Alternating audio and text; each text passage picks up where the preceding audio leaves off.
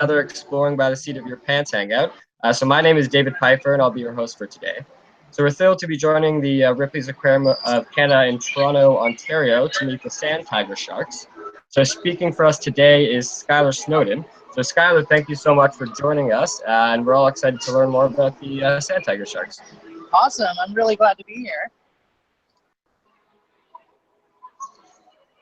Okay, so do you want me to just explain a little bit about what's going on? Sure.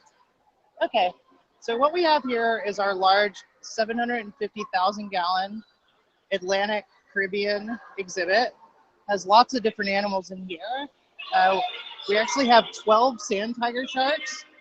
They are the largest.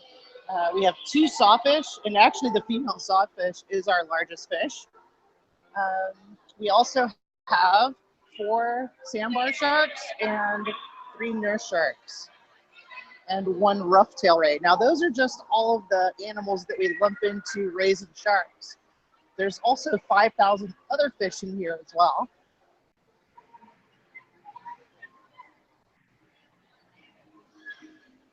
This is Mode. Mode is feeding our sand tigers today.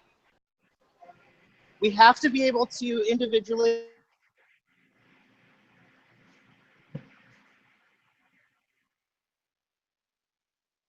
vitamins, they get their nutrients, the right amount of food, and by keeping track of what each individual eats, we can better take care of them.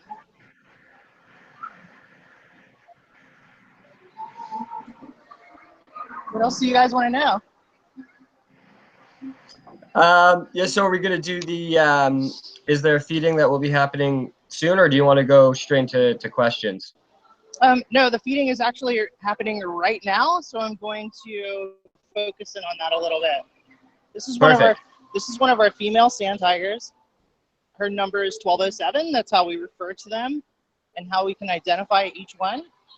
And she just ate a piece of bonito.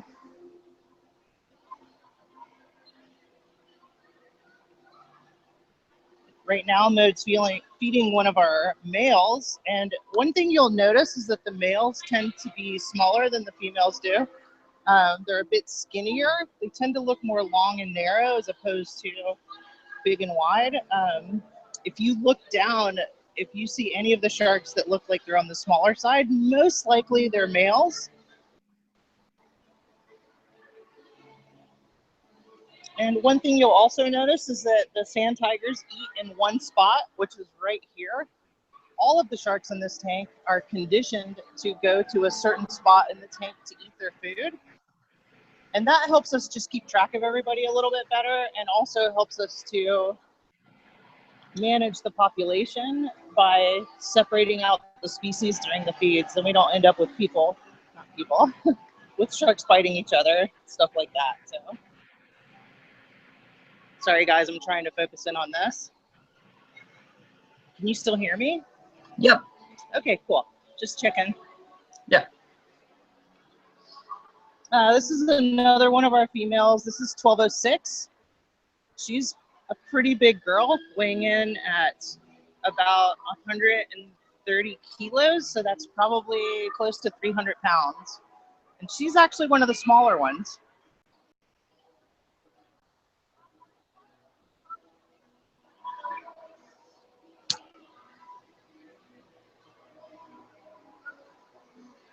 So now we're just waiting for other ones to come around. This one is 1207 again.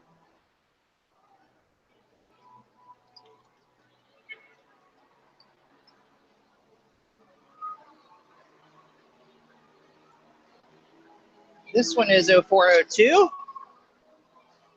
She missed.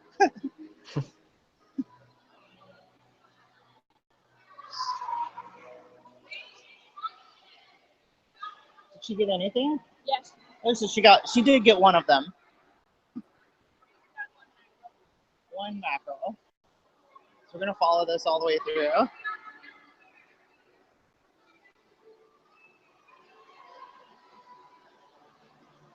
That was 1207 again. As you can see, she's pretty hungry today.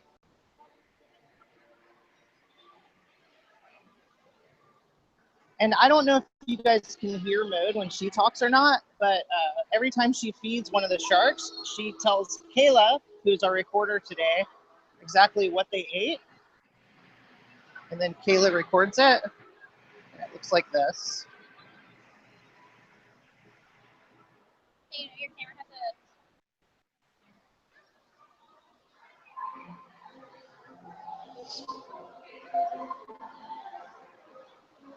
And sorry, for the life of me, I've been trying to figure out how to flip the screen on this, but it won't let me. It's okay. It's all good. All right.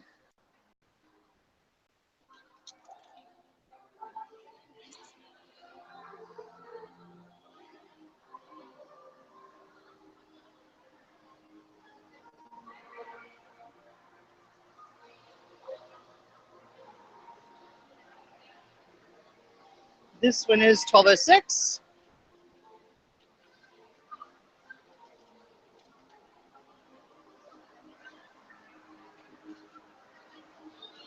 You can tell she's on the hungry side today. She's pretty eager to grab the food.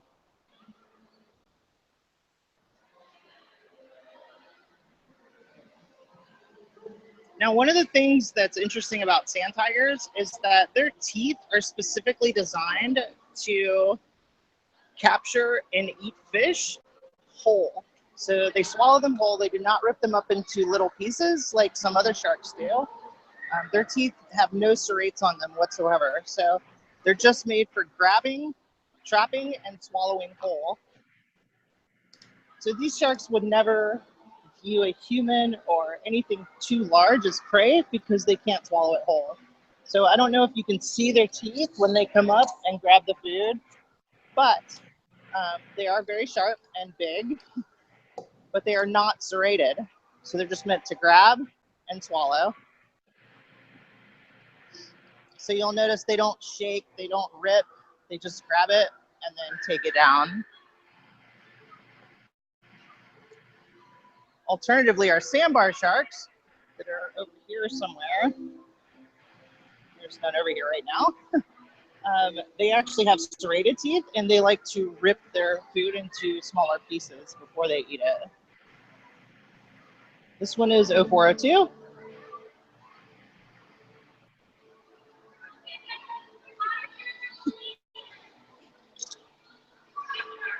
Here's one of our sandbars.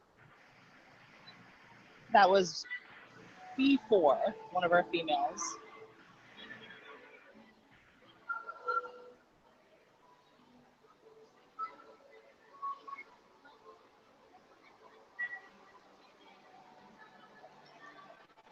This is one of our bigger female sharks. This one is 0901, and she's a big girl. There's a sandbar shark again.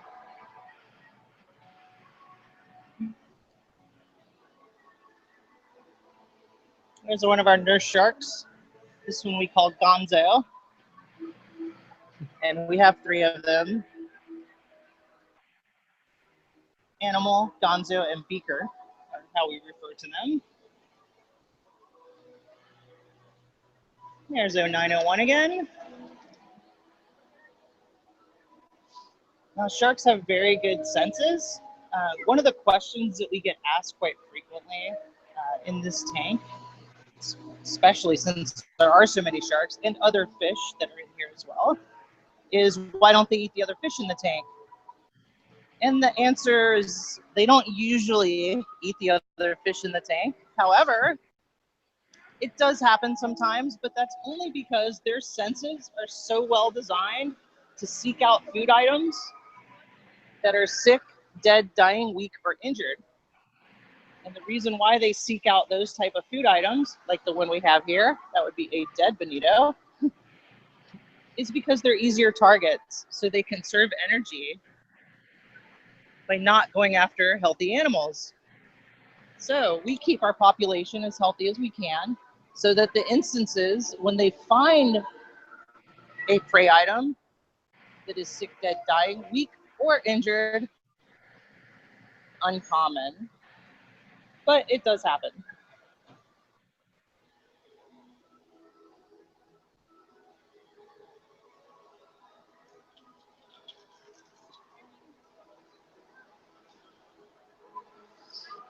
And you'll notice if I go down here, you'll see some of the other stations. The next one down is Sophie, and she is feeding the sawfish today. If you guys have questions about them or want to see them, just let me know and I'll walk over there.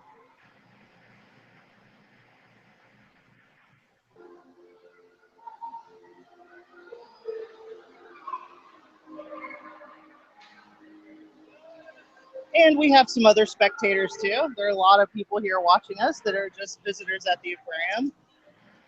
But these Google Hangouts are always really special, and we're glad to do them for you guys.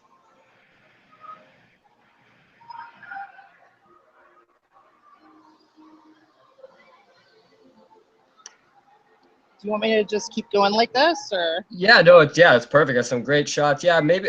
So there's the feeding of the other type of sharks as well. Yeah, you want me to take a walk and show them other things? Sure, that sounds great. Sure. Okay, cool.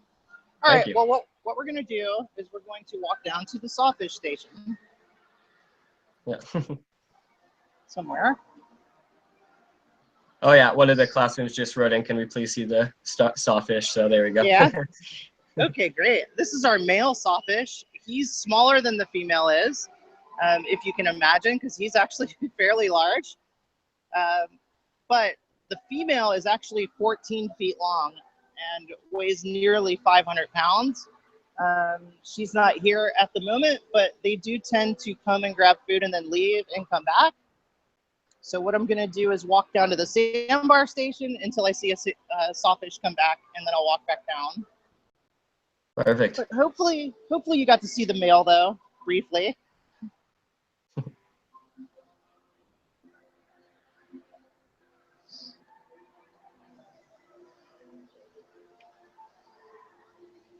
So these are our sandbar sharks, also known as brown sharks. It's just two different common names for the same animal. They're a little more high-strung. They tend to swim faster. They're obligate ram ventilators, and all that means to you guys is that they have to swim all the time in order to get oxygen from the water. If they stop swimming, they can no longer supply the oxygen they need for their brain or to stay alive. So they must swim all the time. So that's what we call obligate ram ventilators.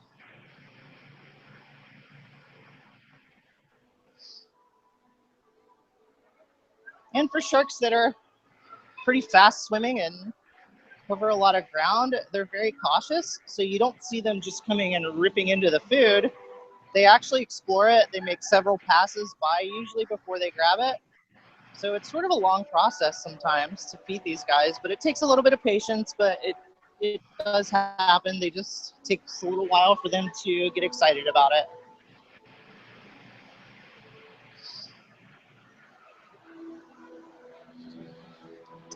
This is our female sawfish.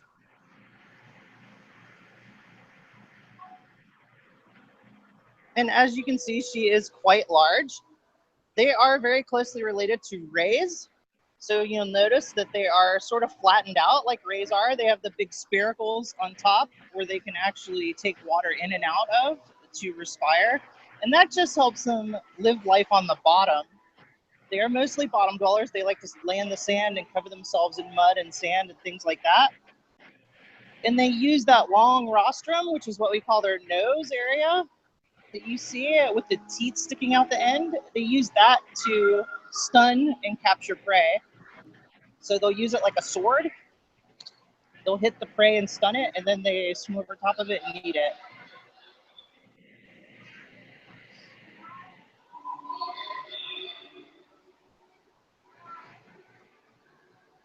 It's a little bit darker over here, so I apologize. Oh. But I think you'll get a good idea of how this goes.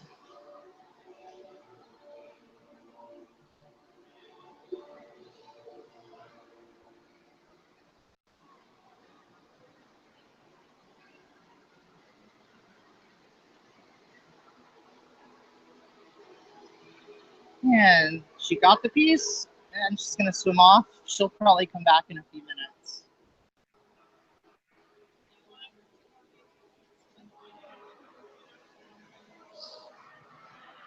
Well, it looks like we are running out of food. So if you guys want to move on to the Q&A, we can do that. Cool. That sounds great. All right. So let's start from the top here. Miss Tyler, can you hear me? Yes. Yeah, I can hear you. Perfect. Oh, wait. Wait. Sorry. Let me just unmute. I just got the classroom here. Oh. Mm-hmm. You guys hear me? Yeah, I can hear you. Okay. Yeah, there we go. Who has a good question? Let's see. Sure. Yeah, what's your question?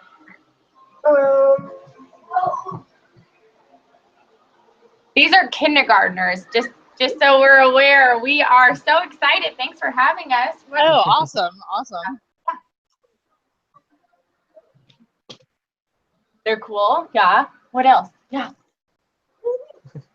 What, we didn't get a close-up look on what exactly are they eating. So what kind of fish are they eating? Good question. So they were actually eating mackerel, bonito, and bonito kind of looks like a little tuna. So mackerel, bonito, and herring is what they had today. Okay. Okay, another question. Yeah. Oh, why do we have sharks in the water? Is that the question? Yeah. What? Or like, why do you have sharks at your aquarium, right? That's a really, really good question. You know what? The reason why we have sharks in aquariums, or any other animals for that matter, is because we consider them to be ambassadors of sorts. So they're basically speaking for their entire species. So when people come here and they see these animals, we hope that they actually gain an appreciation for them and learn to see them as something that's beautiful and not something that's scary anymore, like most people see sharks.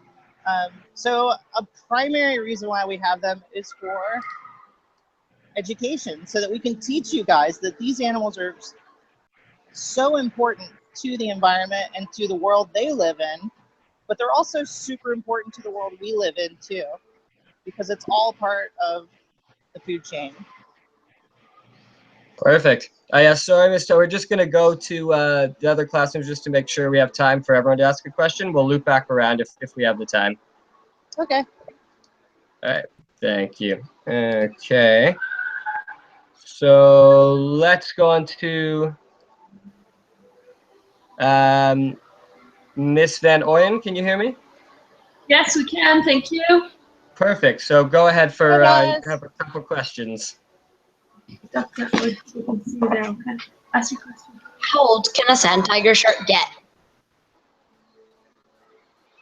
I'm sorry, I didn't catch the last part. How old can a sand tiger shark get? Oh, that's a really interesting question, because those are things we're actually still trying to figure out. They live a long time, because we know that these can get mature. They're about 10 to 15 years old. So they easily live into their 30s, but probably longer. Wow. It's a long time. All right. So we got one more question from the class. Yeah. Right. How long have you been working at the Ontario Aquarium? Oh, well, I have only been at this aquarium for a little over a year. I actually came here from another aquarium in the United States, the Pittsburgh Zoo and PPG Aquarium. So, and before that, I worked at another aquarium too. So a little over a year here. Amazing. Okay, so I'm just going to throw in, we also have some questions from our watchers on our YouTube channel. Awesome. Brandon asked, how heavy is your biggest shark? Our biggest shark, I would say for sure, is probably the female sawfish, and she is close to 500 pounds. Wow.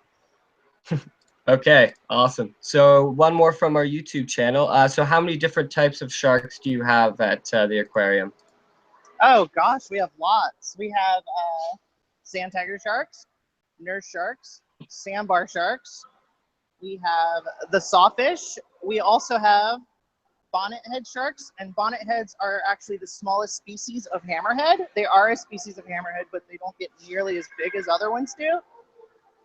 We have white-spotted bamboo sharks, epaulet sharks, tasseled wobbegongs, ornate wobbegongs, zebra sharks, black-tip reef sharks. I think I'm probably leaving a couple out off the top of my head, but yeah, lots fair of enough. ones. Sounds great.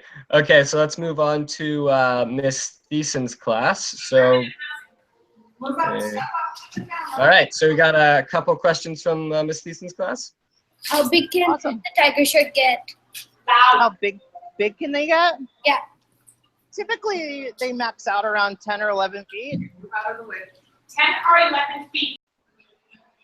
Cool. And do we have one more question from Miss Thiessen's class? When a tiger sharks learn something new they can eat, will they tell other sharks? They don't use voice like you and I do, but they do read each other's behaviors in certain ways. So they know that when another shark is acting a certain way, that might mean that there's food around. And if it sees another shark acting that way, then it's going to swim over because it's going to be like, maybe I can get some.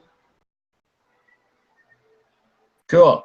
Okay, so we have another question from the YouTube channel. So what is your favorite type of shark? My favorite type of shark is a scalloped hammerhead. All right. And why is that your favorite shark? You know what? Because they're so odd looking, I think people think they're just some sort of weird creature, but they're actually incredibly fascinating animals. Odd head shape. It actually a hunting advantage in the wild because their eyes are set out farther, so they can see a bigger, and their nostrils are on the ends, so they're actually smelling a bigger area too. And they have these special receptors that help them sense electrical fields, which is also bigger on those sharks. So I just think they're cool.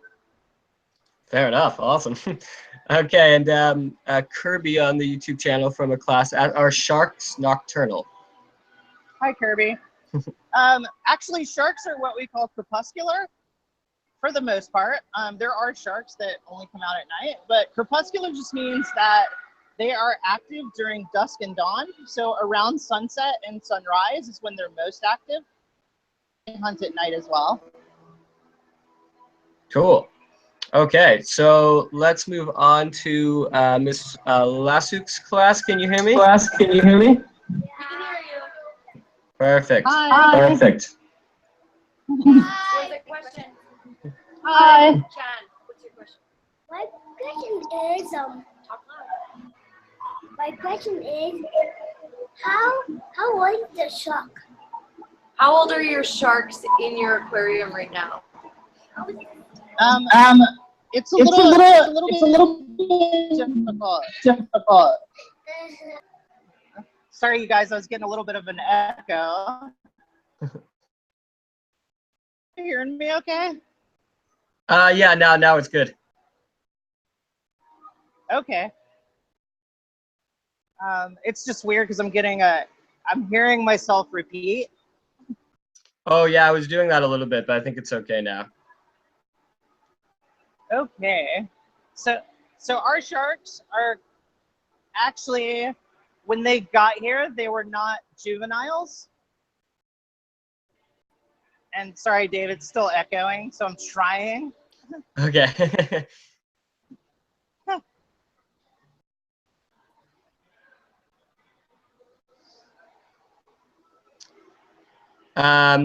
Okay, yeah, so it's still echoing for you?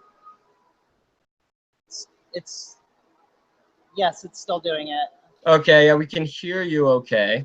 Is it okay to keep talking, or?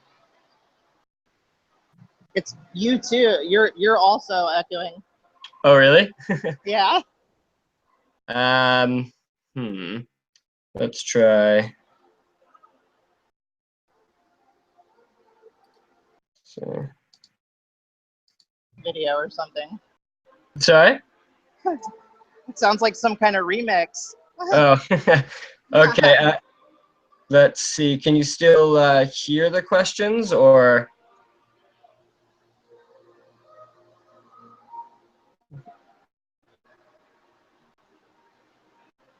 Oh, can you hear me at all now? I can hear you, but it's still repeating. Okay. Let's try. Yeah, I'm not sure how to fix that. Let's see if the classrooms are. So, Miss Lassus, can you try another question?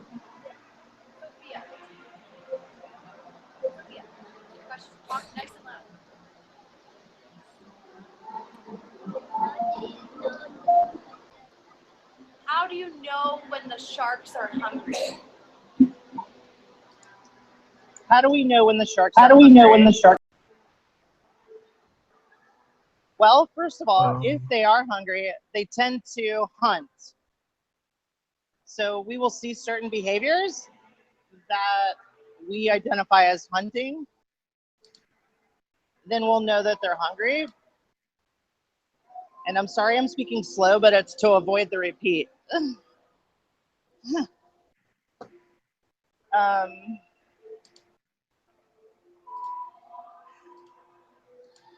Sorry, could you just repeat the question one more time, please? Yes, here, one sec. I have to.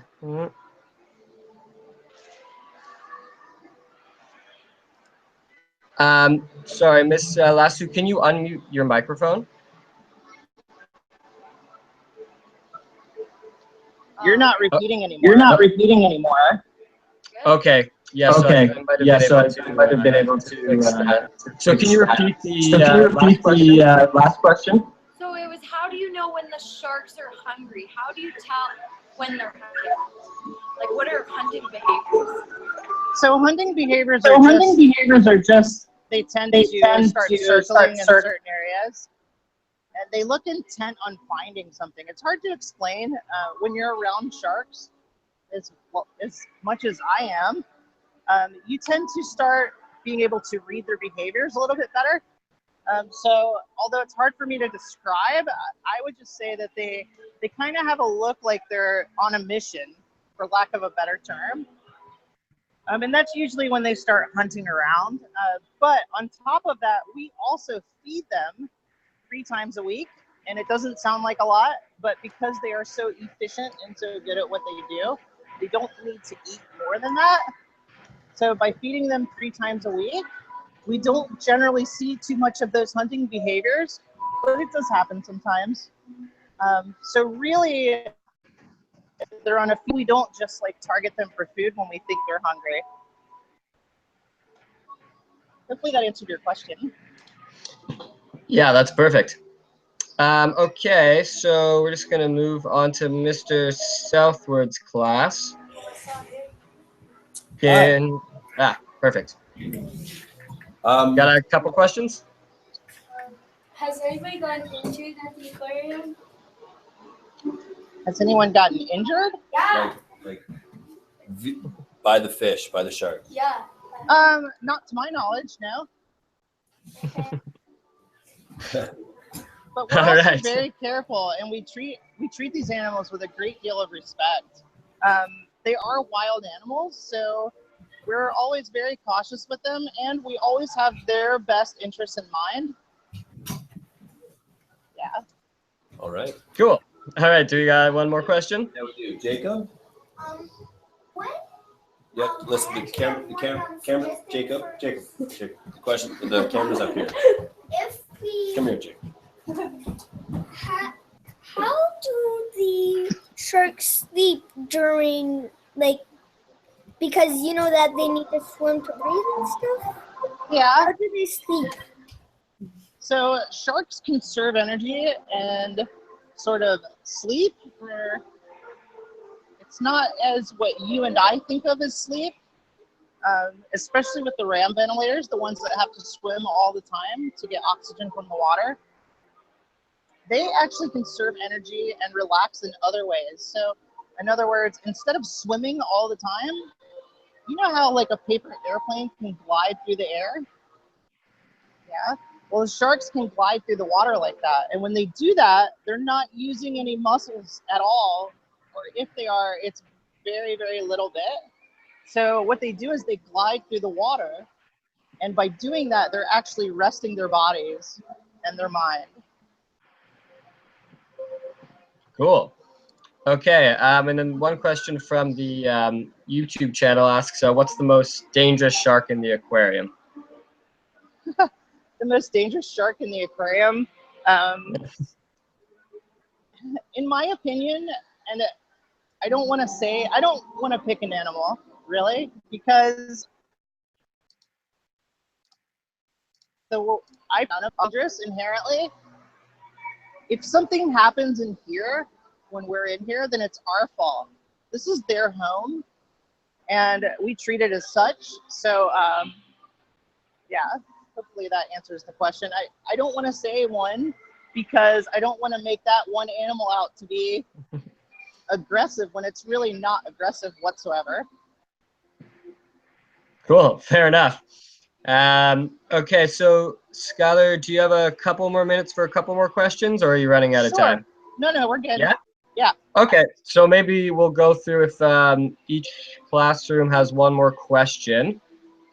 All right. So let's go to, so Miss Van Oyen, you might have to unmute your own microphone. Oh, no, can you speak? Yeah, okay. So my question is, if somebody wanted a job like yours, what do they have to do in order to become somebody who's an expert in sharks or working in an aquarium like you? So what I would recommend is to get a university degree in a biological science. So my degree is in biology, but it can be any of the biological sciences, zoology, biology, marine biology, even chemistry is incredibly useful in our field. And all of those degrees and education paths could certainly lead to a job in a public aquarium. Awesome, great question. Okay, so let's go on to Miss Easton's class. Do you have one more question? Oh. Sorry, could you start from the beginning? Oh, their mic's not working. Sorry, we can't hear you. I could hear her, but I couldn't hear the last word. Oh, really? Okay. Could you repeat the question?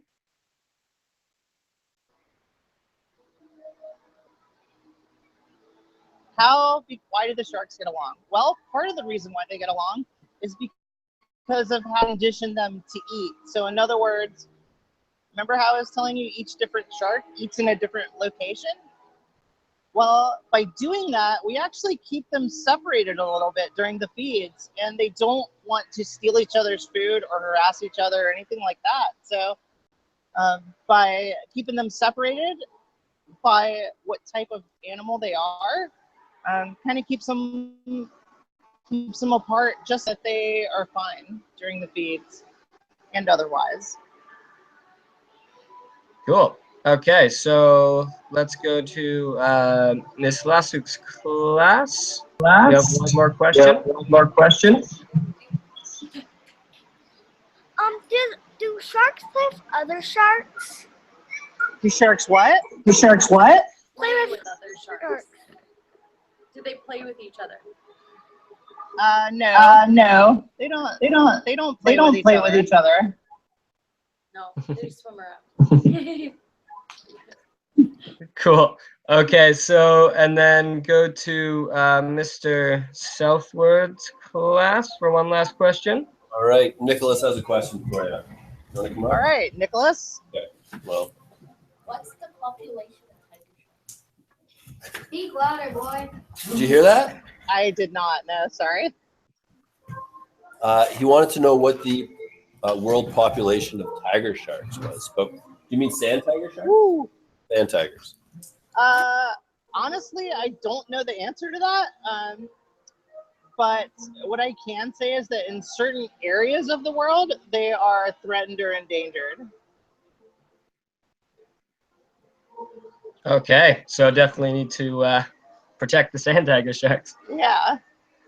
Okay, awesome. All right, well, thank you so much, Skylar, for joining us today. That was I'm some so great glad footage. to do it. So I'm going to try unmuting all the classrooms here. The control panel has been a little off, but if you can, all the classrooms say a big thank you to Skylar. Thanks. Thanks, you guys. Thanks, you guys. There we go. All right, awesome. All right, thanks again, That is Skylar. awesome. And yeah, thank you so much for all of that. And for everyone, thanks for joining us. And make sure to check out our other Exploring by the Seat of Your Pants hangouts. And have a great rest of your day. See you guys later. Thanks so much. Thanks.